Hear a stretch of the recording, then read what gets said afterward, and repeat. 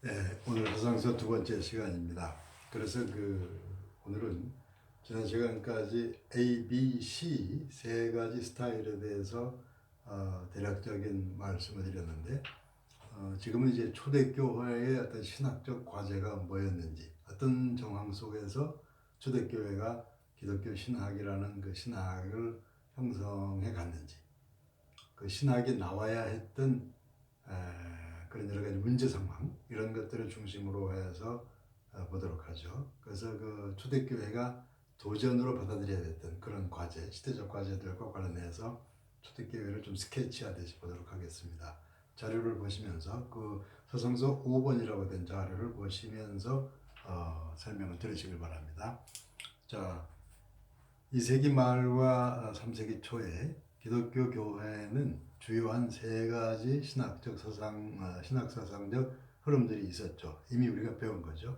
A유형 대표자는 카르타고의 터툴리안이었는데 B유형의 대표자는 알렉산드리아의 오리겐이었다. C유형은 A, B보다 시대적으로 앞선 유형으로서 안디옥과 소아시아의 신학의 뿌리를 둔 것으로 이레네우스가 그 대표자이다. 이전까지 공부해서 이건 우리가 알고 있죠. 자, 그렇게 유형을 세 수로 나누는 것은 논점과 대조점들을 명료하게 하려고 두드러진 특징을 강조하는 유형론적인 것이요 문자적인 주장을 하려는 건 아니다. 그러니까 상세하게 이건 이러고 저건 저렇고라기보다는 어떤 스타일을 얘기하는 거예요. 그러니까 예를 들어서 가끔 캐리커처 어떤 특징을 가지고 만화 같은 걸 그릴 때 어떤 사람이 코 큰 사람이면은 그 사람 코만 그려서 얼굴 조그맣게 하면 그게 누구다 이렇게 알 수 있잖아요. 그렇다고 그건 사실 그대로 생긴 건 아니겠죠. 뭐 약간 그런 식으로 그리는 것을 도식적이다, 유형론적이다, 뭐 그렇게 얘기를 하는 셈이죠. 그래서 어떤 그 사실 사건을 비교해서 과학적으로 비교하는 그런 건 아니란 말씀이죠. 그래서 어쨌든 A, B, C는 그 특징적인 좀 명료한 것들을 중심으로 해서 얘기하려는 건데 그 다음에 이제 그 시대적 과제가 와요. 그 과제가 누구에게나 그런 과제가 오는데 그 과제에 대응한 방식들은 조금씩 다르죠. 어쨌든 그 시대가 닥쳤던 과제를 한번 보죠. 과제에 대해서 크게 두 개로 말씀을 드립니다. 페이거니즘, 이교주의, 히레틱스, 이단 이렇게 되어 있습니다. 페이거니즘을 보통 이제 페이거니즘은 기독교가 아예 아닌 거예요. 불교라든가 유교라든가 다 페이거니즘에 해당하죠.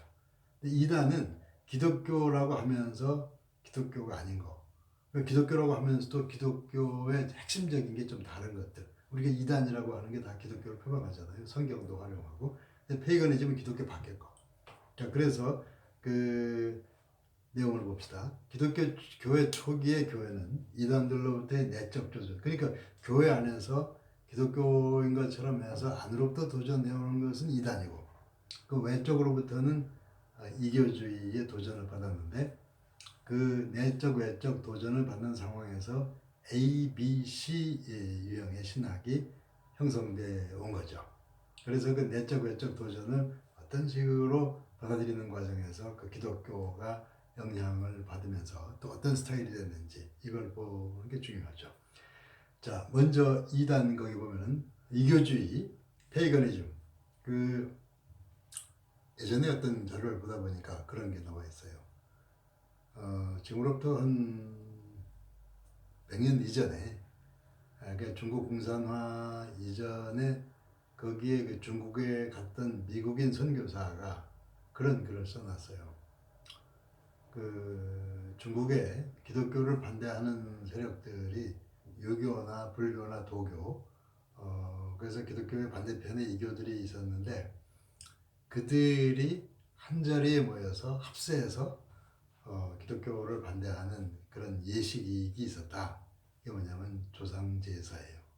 그 조상제사에는 뭐 불교나 유교나 도교나 다 같이 참여하는데 그게 이제 옛날 우리 조상제사 보면은 친척들이 다 와서 제사 드리고 나서 같이 식사할 때는 서열별로 쭉 앉아요. 서열별로 앉아서 은연중에 갈등이 터져 나오고 또 은연중에 어떤 파워 게임 같은 게 나오면서 실상은 정치적인 의미의 자리가 되죠. 그 제사도 사실은 현실적으로는 정치적인 내용들을 가지고 있고 그 배경은 이제 그 과거 조상 뭐 이런 어떤 그 종교적 의미도 가지고 있겠지만 그래서 어쨌든 그 이교주의라는 게 그런 거예요. 보면은 정치적 권력과 사회적 관습의 형태로 이교주의가 기독교 교회의 도전이 되고 있었다. 최초 기독교 신학 저술인 저스틴 타티안 아테나고라스 이런 사람들이 그 기독교 신학의 초기 저술들을 남긴 사람인데 그 저술들은 대부분 이교주의에 대한 응전의 맥락이었다. 예를 들어서 이제 우리나라에 처음에 선교사들이 왔을 때 고종 황제의 생일날 그때 이제 선교사들이 나와서 그 생일을 기념하는 어떤 예식을 진행했는데 그게 뭐 그런 거라든가 그러니까 기독교가 그 조상 제사에 대해서도 그 기독교는 조상을 존중한다는 거. 근데 그것이 어떤 제사가 아니고 존중이라 해야 되겠죠. 그래서 어떤 거기에서 그 이교적인 문화 관습과의 관련 속에 그걸 해결하지 못했을 때는 이렇게 쫓겨나는 거고 아니면 그걸 어떻게 극복해서 처음에는 좀 이렇게 섞인 듯 하지만 나중엔 그것이 이제 변화가 되죠. 지금 우리가 이제 그 예전에 제사했던 것을 추도 예배 형식으로 바꾼 거는 기독교적으로 변화된 거라고 봐야 되겠죠. 뭐 본래 기독교는 뭐 제사를 드리거나 그러진 않았어요. 그렇지만 어쨌든 간에 이런 이교주의 문제, 페이거니즘이 복음과 만났을 때 어떻게 되느냐 이런 문제. 그 다음 거기 보시면은 더툴리안이나 오리겐의 저술들의 몇몇은 기독교에 대한 이단들의 비난에 논박하는 것들이었다. 그러니까 페이거니즘과의 관계는 기독교 바깥에서 오는 도전 이런 문제를 얘기하는 것이고 히레틱스 두 번째 이단 페이거니즘보다 더 큰 위험이 된 것으로 실제로 이단이 더 골치 아프죠. 기독교 신앙의 핵심을 위협하는 것이었다. 신앙의 핵심을 위협해와요. 우리도 나를 가장 어렵게 만드는 사람은 가까운 사람이에요. 가장 사랑하는 사람이 좀 나를 싫어하게 되면 그게 가장 고통스럽죠. 가장 사랑스러운 자녀가 딴 길로 가면 그게 어려운 것처럼. 그러니까 사실 가장 어렵게 만드는 것은 가까이 있고 교회에 대해서는 바깥의 이교주의보다 오히려 그 안에 이단이 더 위험하다고 볼 수가 있어요. 물론 그 아닌 경우도 있겠지만 자, 그 다음 보시면은 교회 안에 여러 가지 신학적 흐름들이 존재했고 받아들여졌는데 어떤 입장들은 허용 범위를 넘어서는 것으로 일신론, 성육신 같은 신앙의 본질을 부정하는 것들이었다. 그래서 여러 가지 좀 신학적으로 조금만 다른 것 같은데 그 다를 수는 있는데 그건 달라서는 안 되는 게 있어요.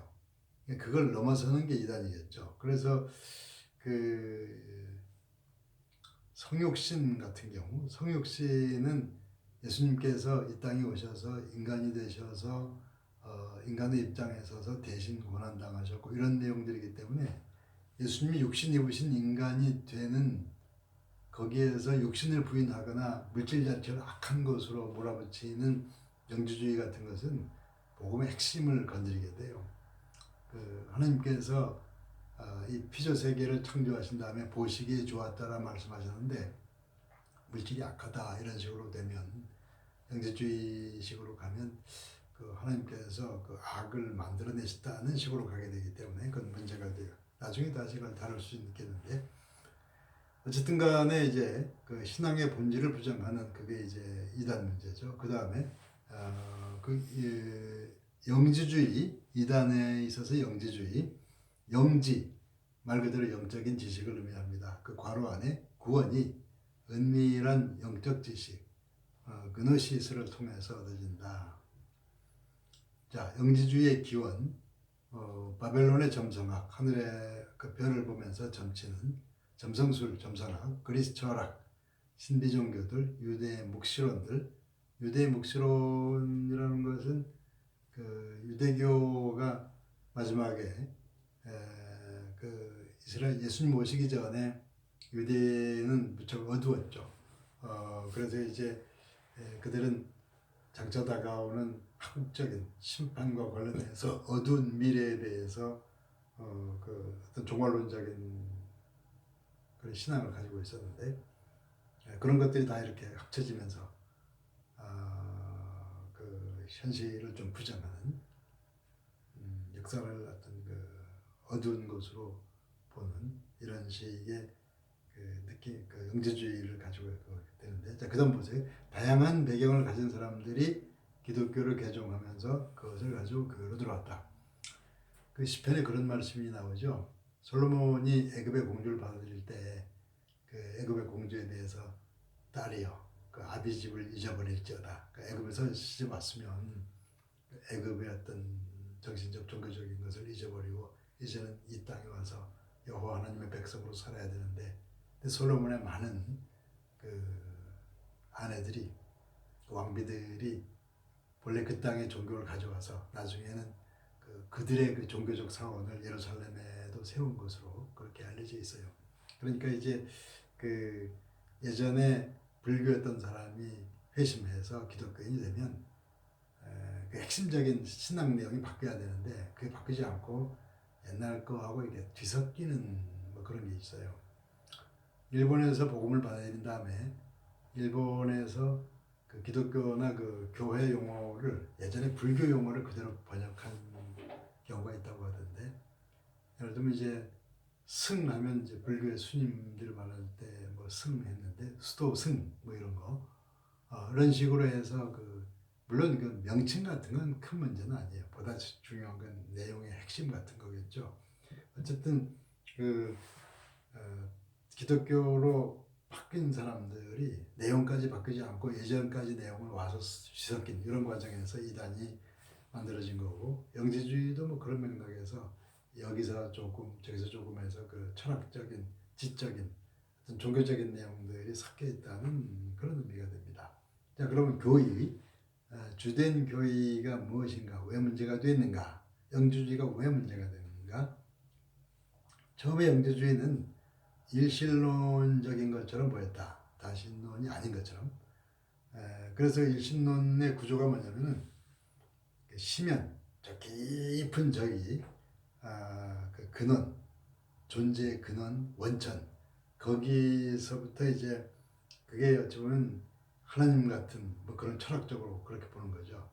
그 다음 단계의 그 심연의 수종드는 심연의 밑에 있는 단계들, 에온이라고 불렀는데, 그 에온이 뭐 이렇게 여러 겹으로 이렇게 돼 있어요.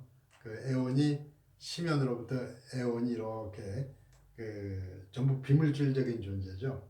그 에온들은 그 존재의 원천 근원이 되는 심연을 영화롭게 하기 위해서 지금 그 높은 천사, 낮은 천사 이런 식으로 쭉 돼 있는데, 그 마지막 그 밑에 있는 천사가 실수했던 고의로했던 물질을 만들어 버렸다는 거예요. 의도하지 않은 물질. 근데 잘 생각해 보면 그런 게 있죠. 우리의 그 민요 중에 한오백년이라는 민요가 있는데 가사를 잘 들어보면은 그 한스러운 인생, 고난의 인생을 살게 되는 이유가 특별히 누가 뭐 죄를 지어서라기보다는 우리가 육신 입고 먹고 살아가는 이 세상에는 한이 있을 수밖에 없지 않느냐, 이런 식의 느낌이 좀 있는 것 같아요. 그러니까 이렇게 육신 입고 세상 사는 그 자체가 우리를 어렵게 만드는 원인이 된다는, 그렇게 볼 때는 먹고 사는 이 현실, 역사 현실 자체가 부정적으로 보이게 되겠죠. 그래서 어쨌든 간에 그 물질도 없고 다 벗어나는 세상을 구원으로 보는, 그래서 더 이상 삶에 매이지 않는 이런 식으로 될 때 그 심연, 비물질적인 그 근원, 역사와 전혀 다른. 근데 이제 그 섬기는 천사들, 에온들 중에 실수로, 고의로, 나쁜 뜻으로 물질 세계를 만들고 우리 몸을 만들고, 그러니까 우리의 구원은 이 물질과 여기서부터 벗어나서 언젠가는 훌훌 떠나서 그 저쪽으로 가는, 에온 쪽으로 가는, 물질과 상관없는 그런 쪽으로 가는, 이런 걸 구원이라고 생각하는 셈이죠. 다분히 이런 종교, 이런 영지주의는 그 여기 있는 인간의 고난 속에서 생각 속에 사고의 날에 신비가 모여서 만들어낸 거라고 볼 수가 있습니다. 그러니까 어떤 의미에서는 그 자연 종교의 혼합된 그런 버전이라고 볼 수가 있는 거예요. 자, 그 자료를 다시 보시죠. 그래서 보면 애원들은 심연으로부터 나와서 심연을 영화롭게 하는 영적 존재들인데 그 애원들 중 하층 계급의 한 애원의 실수 또는 고의로 물질 세계가 만들어지고 말았다. 그러니까 이제 여기 급진적 유언론이 나왔는데 존재의 근원은 원천은 어비스 심연은 절대 비물질적인 존재고 우리가 파악할 수 없는 근원이에요. 근데 현실적으로 있는 것은 그 심연이 원치 않는 심연이 보기에 악한 그 시간에 매여 있고 공간에 매여 있는 물질과 육체가 만들어져 있어요. 이런 그러니까 그 심연이 원치 않는 심연의 뜻과는 다른 이렇게 그 두 개의 있다는 의미에서 이원론이고 전혀 다르다는 의미에서 급진적 이원론이라고 말하는 거죠. 그래서 거기 보면은 존재의 유일한 근원은 비물질인 심연인데 현실은 심연이 원치 않는 물질 세계다. 영적인 실제는 아직 애원들 속에 있거나 그로부터 유출되는 것으로서 모두 선하고 영적인 실제는 선해요. 여기에서 뭐 먹고 살아야 되고 이 땅에 살아서 죄 안 지어도 돼요. 뭐 죄 짓는 것은 몸을 입고 있기 때문에 먹고 살아야 되기 때문에 짓는 걸로 생각하는 셈이죠. 자, 물질적 존재는 한 애원의 실수에서 비롯된 것으로 악한 것으로 그러니까 물질과 육신은 악한 것이고 보이지 않는 영원한 영적인 것은 선한 것이고 이런 이원론적인 구조를 가지게 돼요. 자, 물질 세계는 그 지고한 존재, 그러니까 심연편에서 결정한 결과가 아니고 실수의 결과예요. 그러니까 우리가 구원받으려면은 물질과 육체의 현실로부터 그 심연 쪽을 향해서 이 육신을 벗어나야 되는 거죠. 이게 문제인데, 자, 그래서 그 인간 안에도 그 심연과 관계해서 애원 쪽으로 갈 수 있는 어떤 영혼이 있고 먹고 살아야 되고 그 죄악과 관련되는 육체가 있고 그 인간을 나눌 때 영혼과 육체로 나눠서 그 영혼은 선하고 육신은 악하고 이런 식으로 나눠요. 근데 이렇게 나누는 건 잘못된 거란 말이죠. 물론 일반적으로 인간에게 있어 정신과 육체가 있다 이렇게 나눌 수 있어요. 근데 그 육체는 악하고 정신은 선하다 이렇게 나누는 거는 문제가 있어요. 예를 들어서 여러분들이 나쁜 생각을 하고 나쁜 어떤 악한 행동을 할 때 악한 행동을 계획하고 시키는 건 그 마음속에서 결정을 해요. 결정하면 몸은 따를 수밖에 없어요. 어떤 의미에서 이 몸이 죄라기보다는 그 악한 생각, 그 죄는 정신에서 먼저 나온다고 봐야죠. 그러니까 이제 정신과 육체가 어느 방향을 함께 가는 거고 따로 떨어져 있다고 볼 수는 없죠. 뭐 죽으면 영혼은 어디 가고 이렇게 생각할지 모르지만 일단 사람이 죽으면 육신 자체도 의미가 없는 거 아니에요. 영혼이 떠난 육신. 그리고 육신이 없이 영혼만 존재한다고 생각할 수 없는 거고 어쨌든 간에